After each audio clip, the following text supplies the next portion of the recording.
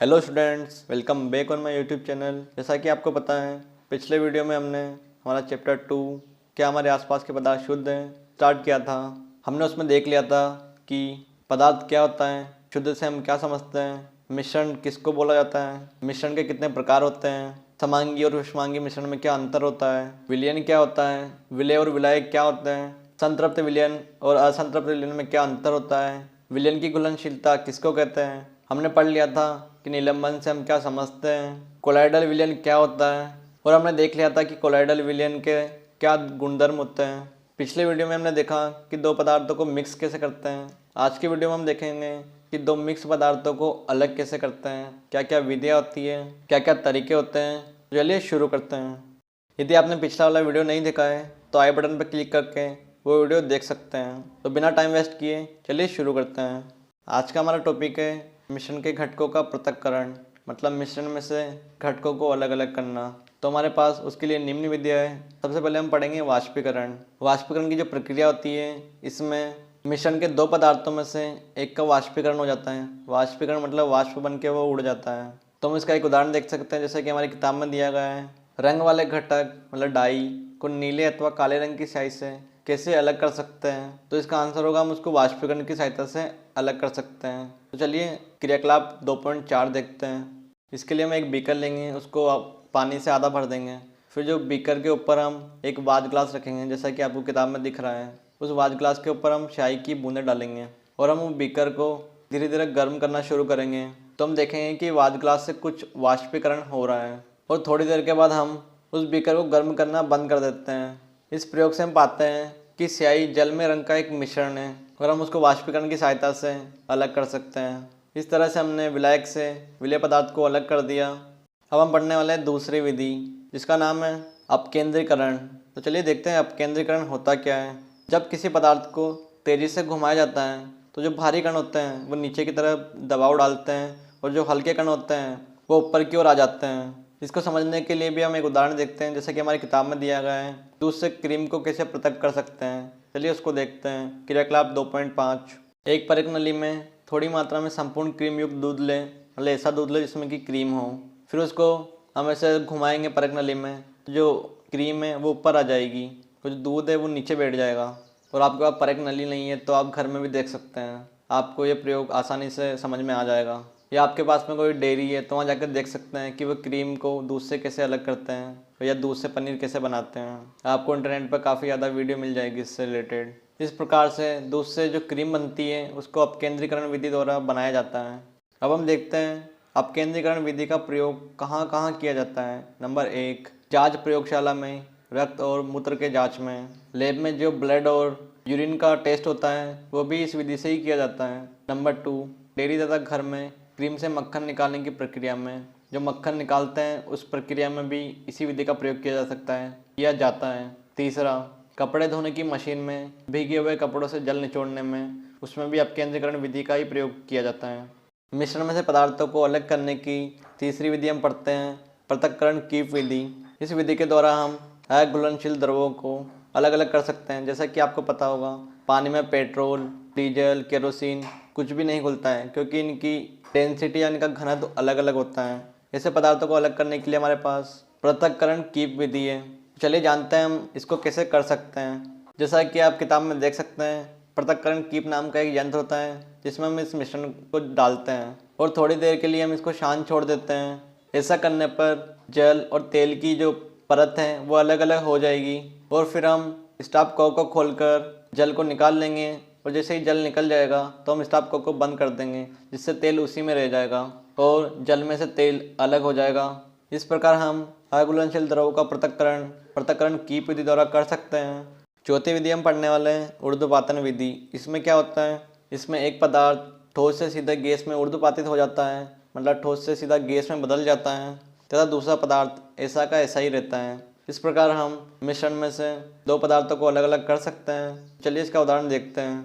कपूर और नमक के मिश्रण में से नमक को अलग करने के लिए हम ऊर्ध्वपातन विधि का प्रयोग करते हैं। जैसे कि हमारी किताब में दिया गया है, हम एक स्टोव के ऊपर चीनी मिट्टी की प्याली को रखकर उसमें कपूर और नमक का मिश्रण डालते हैं और उसको इस तरह से ढक देते हैं जैसा कि किताब में दिया गया है, और उसके ऊपर वाले पार्ट में रुई का प्लग लगा देते हैं, उसको गर्म करते हैं। गर्म करने पर जो कपूर होता है वह ठोस से सीधा गैस में परिवर्तित हो जाता है और नमक शेष रह जाता है। पांचवी विधि हम पढ़ने वाले हैं क्रोमेटोग्राफी विधि। चलिए देखते हैं इस विधि की सहायता से हम कैसे किसी मिश्रण में उपस्थित रंगीन यौगिक या रंजित कणों को पृथक कर सकते हैं। इसके लिए हमारी किताब में दिया गया एक प्रयोग देखते हैं। सबसे पहले एक जार में हम जल में घुली हुई स्याही का एक मिश्रण लेते हैं और छानक पत्र को इस तरह से लगाते हैं जैसे कि चित्र में आप देख सकते हैं, ये ऊपर उठा होना चाहिए। और जार के टॉप में एक कांच की छड़ लगाते हैं और कागज़ की क्लिप। अब इस मिश्रण को हम थोड़ी देर के लिए शांत छोड़ देते हैं। आपको पता ही है, जो जल है यहाँ पर विलायक का काम कर रहा है और जो स्याही है उसमें विलय है या उसमें घुली हुई है। जैसे ही जल छानक पत्र पर ऊपर की दिशा की ओर अग्रसर होता है, यह डाई के कणों को भी अपने साथ ले जाता है और डाई दो या दो से अधिक रंगों का मिश्रण होता है। रंग वाला घटक जो कि जल में अधिक घुलनशील है तेजी से ऊपर उठता है और इस प्रकार रंगों का पृथक्करण संभव हो जाता है। मतलब जब जल ऊपर जाएगा तो जो जल में ज़्यादा घुला हुआ होगा उसको भी अपने साथ लेके जाएगा और जो कम घुला हुआ होगा वो वहीं पर रह जाएगा। इससे दो रंग पृथक पृथक हो जाएंगे। इस प्रकार हम क्रोमेटोग्राफी विधि से दो या दो से अधिक रंगों के मिश्रण को अलग अलग कर सकते हैं। अब हम देखते हैं क्रोमेटोग्राफी विधि का प्रयोग कहाँ कहाँ किया जाता है। इसका पहला प्रयोग किया जाता है डाई में रंगों को पृथक करने के लिए, जैसा कि हमने देखा है। दूसरा प्रयोग किया जाता है प्राकृतिक रंगों से पिगमेंट को पृथक करने में। और तीसरा प्रयोग इसका किया जाता है जो ब्लड होता है उससे नशीले पदार्थों को पृथक करने में, जैसे ड्रग्स हो गया। छठी विधि हम पढ़ने वाले हैं आसवन विधि। तो हम अब देखते हैं आसवन विधि द्वारा कैसे दो घुलनशील द्रवों को अलग अलग कर सकते हैं। दो घटकों के बीच एक का क्वथनांक दूसरे से कम होता है। यह विधि दो या दो से अधिक घुलनशील द्रवों को अलग करने के लिए काम में ली जाती है। उदाहरण के लिए हम देखते हैं जब पानी और एसीटोन के मिश्रण को गर्म किया जाता है, क्योंकि एसीटोन का क्वथनांक कम होता है, यह गर्म होकर वाष्पित होकर ट्यूब में चला जाता है जहाँ यह फिर द्रव बन जाता है। इस प्रकार एसीटोन बीकर में एकत्र हो जाता है जबकि पानी फ्लास्क में रह जाता है। इस प्रकार हम एसीटोन और पानी के मिश्रण में से दोनों को अलग अलग कर सकते हैं। अब हम पढ़ने वाले हैं सातवीं विधि। अब हम देखेंगे कैसे वायु से गैसों को पृथक किया जाता है। जैसा आपको पता होगा वायु एक समांगी मिश्रण है, तो हम उसको निम्न तरीके से पृथक कर सकते हैं। इसके लिए हम देखते हैं चित्र 2.12। सबसे पहले जो वायु होती है वह छानक की सहायता से प्रवेश करती है और वायु पर दबाव डाला जाता है, मतलब प्रेशर बढ़ाया जाता है। तो जो वायु गर्म हो जाती है, गर्म वायु को जमे हुए ठंडे जल में से गुजारा जाता है तो वायु में जल आ जाता है। जल को बाहर निकाल दिया जाता है। उसके बाद जो ठंडी वायु बचती है उसको एक यंत्र में से गुजारा जाता है, जिसमें कि CO2 बाहर निकाल दी जाती है और बाकी बची हुई वायु को विस्तारक जेट से गुजारा जाता है। वहाँ से गुजारने के बाद उसको प्रभाजी आसवन कॉलम में से गुजारा जाता है, जहाँ पर नाइट्रोजन निर्गत, ऑर्गन निर्गत, मतलब बाकी की जो गैसें होती हैं उनको बाहर निकाल दिया जाता है और लास्ट में हमारे पास बचती है ऑक्सीजन। इस प्रकार हमने वायु में से ऑक्सीजन को अलग किया। अब हम पढ़ने वाले हैं हमारी आठवीं और आखिरी विधि, जो कि है क्रिस्टलीकरण। तो चलिए देखते हैं क्रिस्टलीकरण का उपयोग कैसे मिश्रण में से पदार्थों को अलग करने के लिए किया जाता है। इसके लिए हम एक छोटा सा प्रयोग करते हैं। एक चीनी मिट्टी की प्याली में हम 5 ग्राम अशुद्ध कॉपर सल्फेट लेंगे और जल की न्यूनतम मात्रा में इसको घोल देंगे और फिर अशुद्धियाँ जो भी होगी उसको छान लेंगे। संतृप्त विलयन प्राप्त करने के लिए जल को कॉपर सल्फेट के घोल से वाष्पीकृत करेंगे। संतृप्त विलयन मतलब मैक्सिमम क्वांटिटी। हम वाष्पीकृत करेंगे तो जल उड़ जाएगा और हमारे पास कॉपर सल्फेट ही बचेगा। और फिर हम विलयन को छानक पत्र से ढक दें तथा कमरे के तापमान पर इससे दिन भर ठंडा होने के लिए छोड़ दें, तो लास्ट में हमें कॉपर सल्फेट ही मिलेगा, जैसे कि हमने पहले बात की है। तो इस विधि को क्रिस्टलीकरण कहा जाता है। अब हम देखेंगे कि जो क्रिस्टलीकरण विधि होती है वह साधारण वाष्पीकरण विधि से क्यों ज़्यादा अच्छी होती है। उसका पहला रीज़न है कुछ ठोस विघटित हो जाते हैं या कुछ चीनी के समान गर्म करने पर झुलस जाते हैं। दूसरा, छानने के पश्चात भी अशुद्ध विलय पदार्थ को विलायक में घोलने पर विलयन में कुछ अशुद्धियाँ रह सकती हैं। वाष्पीकरण होने पर यह अशुद्धियाँ ठोस को दूषित कर सकती हैं। इसलिए जो हमारी क्रिस्टलीकरण विधि है वो वाष्पीकरण विधि से काफ़ी अच्छी है। अब हम देखेंगे कि जो क्रिस्टलीकरण विधि है उसका प्रयोग कहाँ कहाँ किया जाता है। पहला प्रयोग है इसका समुद्री जल द्वारा नमक को शुद्ध करने में इसका प्रयोग किया जाता है। दूसरा, अशुद्ध नमूने से फिटकरी को प्राप्त करने के लिए भी इसी विधि का प्रयोग किया जाता है।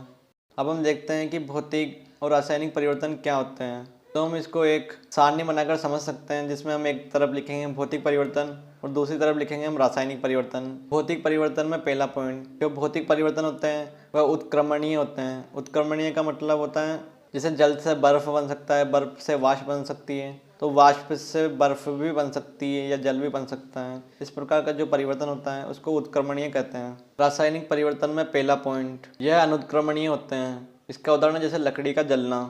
भौतिक परिवर्तन में दूसरा पॉइंट, भौतिक परिवर्तन के दौरान किसी नए पदार्थ का निर्माण नहीं होता है। रासायनिक में दूसरा वाला, इसमें नए पदार्थ का निर्माण होता है।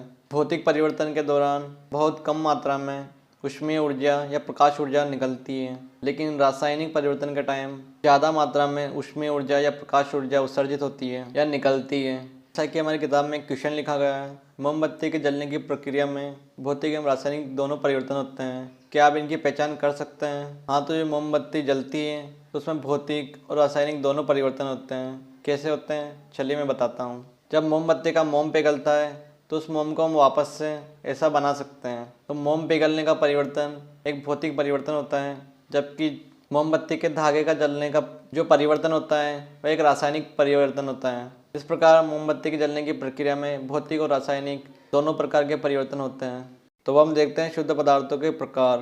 तो इसी में हम पढ़ेंगे तत्व। तत्व क्या होता है? तत्व पदार्थ का वह मूल रूप है जिसे रासायनिक प्रक्रिया द्वारा अन्य सरल पदार्थों में विभाजित नहीं किया जा सकता है। तत्वों को हम 3 प्रकार में वर्गीकृत कर सकते हैं। पहला धातु है, दूसरी अधातु है और तीसरी उपधातु है। तो हम तीनों को बारी बारी से पढ़ते हैं। पहले हम पढ़ेंगे धातु क्या होती है। धातुओं के गुणधर्म। पहला, जो धातुएं होती है ये चमकीली होती है। दूसरा, ये चांदी जैसी सफ़ेद या सोने की तरह पीले रंग की होती है। तीसरा, ये ताप तथा विद्युत की सुचालक होती है। इसका मतलब जो धातुएं होती है उनमें विद्युत धारा का प्रवाह होता है। चौथा, ये तन्य होती है। तन्य का मतलब होता है इनको खींचकर तार के रूप में परिवर्तित किया जा सकता है। चौथा, ये आघात वर्ध्य होती है। आघात वर्ध्य का मतलब होता है इनको पीटकर पतली चादरों में ढाला जा सकता है। और लास्ट, यह प्रतिध्वनिपूर्ण होती है। सोना, चांदी, तांबा, लोहा, सोडियम, पोटेशियम ये सारे धातुएं हैं। सारी धातुएं, मैक्सिमम धातुएं सॉलिड अवस्था में पाई जाती है, लेकिन एक ऐसी धातु भी होती है जो हमें लिक्विड अवस्था में पाई जाती है। जो पारा होता है वह धातु होते हुए भी कमरे के तापमान पर द्रव अवस्था में पाया जाता है। अब हम पढ़ेंगे अधातुओं के गुणधर्म। पहला, ये विभिन्न रंगों की होती है। अधातुओं में भी रंग पाए जाते हैं। दूसरा, यह ताप और विद्युत की कुचालक होती है, मतलब इनमें विद्युत धारा का प्रवाह नहीं होता है। तीसरा, ये चमकीली, प्रतिध्वनिपूर्ण और आघात वर्ध्य नहीं होती है। आघात वर्ध्य मतलब इनको पीटेंगे, अधातुओं को पीटेंगे तो ये टूट जाती है। चमकीली, इनमें चमक भी नहीं होती है। Hydrogen, oxygen, iodine, carbon, bromine, chlorine सारे अधातुओं के उदाहरण हैं। और कुछ तत्व ऐसे होते हैं जो ना तो धातु के गुण दर्शाते हैं न अधातु के गुण दर्शाते हैं, वह इन दोनों के बीच के गुण को दर्शाते हैं, जिन्हें हम उपधातु कहते हैं। जैसे बोरोन, सिलिकन, जर्मेनियम ये सारी उपधातु हैं। अब हम देखते हैं यौगिक क्या होता है। यौगिक 2 या 2 से अधिक तत्वों के नियत अनुपात में रासायनिक तौर पर संयोजन से बनता है। अब हम एक साइड मिश्रण और एक साइड यौगिक को रखकर कंपेयर करते हैं। मिश्रण में पहला पॉइंट, तत्व या यौगिक केवल मिश्रण बनाने के लिए मिलते हैं किंतु किसी नए यौगिक का निर्माण नहीं करते हैं। यौगिक में पहला पॉइंट, तत्व क्रिया करके नए यौगिक का निर्माण करते हैं। मिश्रण का दूसरा पॉइंट, मिश्रण का संगठन परिवर्तनीय होता है, मतलब उसका संगठन बदलता रहता है, लेकिन यौगिक में नए पदार्थ का जो संगठन होता है वो सदैव स्थायी होता है। मिश्रण में तीसरा पॉइंट, मिश्रण उसमें उपस्थित घटकों के गुणधर्मों को दर्शाता है। जैसे नींबू पानी है, उसमें शक्कर का भी स्वाद आएगा, पानी का भी आएगा, नींबू का भी आएगा, लेकिन यौगिक में जो नया पदार्थ बनता है उनके गुणधर्म पुराने वाले से काफ़ी भिन्न होते हैं। मिश्रण में चौथा पॉइंट, घटकों को भौतिक विधियों द्वारा सुगमता से पृथक किया जा सकता है, लेकिन जो यौगिक होते हैं उनके घटकों को केवल रासायनिक या वैद्युत रासायनिक प्रतिक्रिया द्वारा ही पृथक किया जा सकता है। अब हम सारणी देखते हैं जो हमारी किताब में बनी हुई है। जैसे कि पदार्थ, हम जानते हैं पदार्थ 3 तरह के होते हैं जो हमने चैप्टर 1 में पढ़ लिए थे, ठोस, द्रव, गैस। उनमें भी 2 तरह के होते हैं, शुद्ध पदार्थ और मिश्रण। शुद्ध पदार्थ को भी हम 2 भागों में डिवाइड कर सकते हैं, पहला तत्व और दूसरा यौगिक। तत्व क्या होते हैं हमने पढ़ाई अभी, सरल पदार्थों में विभक्त नहीं किए जा सकते हैं, यौगिक को हम कर सकते हैं। तत्व के उदाहरण हैं कॉपर, ऑक्सीजन, लोहा, हाइड्रोजन। और ऐसे ही मिश्रण को भी हम दो भागों में डिवाइड कर सकते हैं। पहला समांगी, दूसरा विषमांगी। समांगी में समान संगठन होता है, विषमांगी में असमान संगठन होता है। समांगी के उदाहरण देखेंगे तो जल में चीनी, जल में नमक, और विषमांगी के उदाहरण देखेंगे तो बालू, नमक, चीनी, नमक, लकड़ी, रक्त, तेल में खल, तेल में जल आदि। इसी के साथ ही हमारा चैप्टर 2 क्या हमारे आसपास के पदार्थ शुद्ध हैं, इस मैटर अराउंड अस प्योर खत्म हो चुका है। होप करता हूँ आपको समझ में भी आया होगा। यदि आपको समझ में आया तो इस वीडियो को अपने दोस्तों के साथ शेयर कीजिए, हमारे यूट्यूब चैनल को सब्सक्राइब कीजिए और बेल आइकन को प्रेस कीजिए, जिससे आने वाली वीडियो की नोटिफिकेशन आप तक पहुँच पाए। तो आज की वीडियो में इतना ही, मिलते हैं नेक्स्ट वीडियो में।